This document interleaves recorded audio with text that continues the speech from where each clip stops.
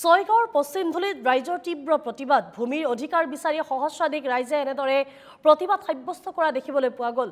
প্ৰায় 500 বিঘা কৃষিভূমিত দালাল চক্ৰই বহিৰাগত বনিয়াক বিক্ৰী কৰাৰ ষড়যন্ত্ৰ আৰু এই কৃষিভূমিক উদ্যোগ ক্ষেত্ৰলৈ ৰূপান্তৰ কৰাৰ পৰিকল্পনা চৰকাৰৰ। বৰবাহাৰ আন্ধেৰী বকলিপাৰা গাঁৱৰ পুৰুষ মহিলাই এনেদৰে ওলাই আহি তীব্ৰ প্ৰতিবাদ সাব্যস্ত কৰা দেখিবলৈ পোৱা গ'ল। কৃষিভূমি উদ্যোগ ক্ষেত্ৰলৈ ৰূপান্তৰিত হ'লে ধুলিশ্বাত হ'ব কৃষকৰ সপোন। পশ্চিমধুলি গাঁৱত উদ্যোগ হ'লে জংঘী আন্দোলন গঢ়ি তোলালৈ হুংকাৰ দিলে এই প্ৰতিবাদৰ জৰিয়তে।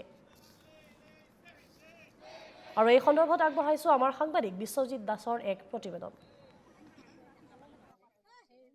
এখন পথাৰ হয় ভিডিঅ' জানিছোঁ প্ৰথমতে সেই পথাৰখন দেখাবলৈ বিচাৰিছোঁ। এইখন হৈছে ছয়গাঁও বিধানসভা সমষ্টিৰ পশ্চিমধুলিৰ এখন বৃহৎ পথাৰ আৰু এই পথাৰতে কৃষি কৰ্ম কৰি জীয়াই আছে এই অঞ্চলৰ কৃষকসকল।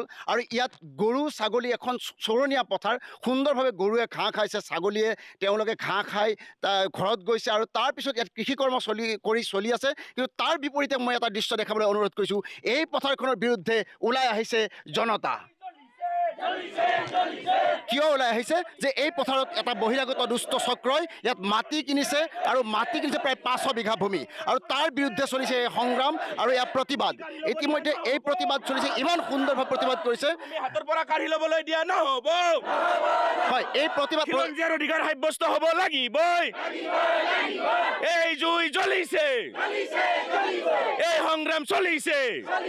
হয় হয় ডাঙৰীয়া, এটা কথা জানিব বিচাৰিছোঁ, আপুনি যে ইয়াত প্ৰতিবাদ চলাই আছে, এই প্ৰতিবাদৰ মূল কাৰণটো কি? এই প্ৰতিবাদৰ মূল কাৰণটো হৈছে অসম চৰকাৰৰ যিটো প্ৰতিষ্ঠান AIDC Assam industrial corporation department, তেওঁলোকে আমাৰ পশ্চিমধুলি গাঁৱৰ পৰা 500 বিঘা মাটি চৰকাৰৰ হাতলৈ হস্তান্তৰ কৰিব বিচাৰিছে। এইকাৰণে এই 500 বিঘা মাটিত তেওঁলোকে ইণ্ডাষ্ট্ৰিয়েল এৰিয়া হিচাপে তেওঁলোকে ঘোষণা কৰিব আৰু সেই কামটোৰ কাৰণে তীব্ৰ গতিত চৰকাৰখনে আগবাঢ়িছে। কিন্তু আমাৰ গাঁওবাসী ৰাইজে তথা গাঁৱৰ সীমামূৰীয়া 4-5খন গাঁৱৰ ৰাইজে এই কাৰখানা ইয়াত স্থাপিত হ'বলৈ নিদিয়ে। কিন্তু ছয়গাঁও অঞ্চলেৰে আমাৰ যি ছাতাবাৰী কাৰখানা এৰিয়া আছে, সেই কাৰখানা এৰিয়াৰ ফলত আমি জ্বলন্ত সমস্যা এটাত ভুগি আছোঁ। সেই সমস্যাটোৰ পৰা এতিয়াও আমি পৰিত্ৰাণ পোৱাই নাই। তাৰ ওপৰতো উদৰ ওপৰত দানহ পৰা দি যি আমাক আৰু জাপি দিব বিচাৰিছে কাৰখানা, সেই কাৰখানাৰ ধোঁৱা আমি শুহিব নোৱাৰোঁ। আমাক নিৰ্মল বায়ু লাগে।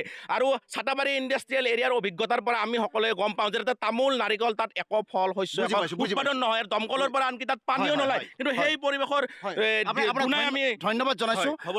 মই এটা আৰু কথা ক'ব বিচাৰিছোঁ, ইয়াত আছে ৰাভা হাছামৰ যি নেতৃস্থানীয় ব্যক্তি, তেখেতসকলক দেখিবলৈ পাইছোঁ এটা সুন্দৰভাৱে তেওঁলোকে এই প্ৰতিবাদত অংশগ্ৰহণ কৰিছে। কিমান বিঘা মাটি ইয়াত ক্ৰয় কৰা বুলি আপুনি শুনিছে?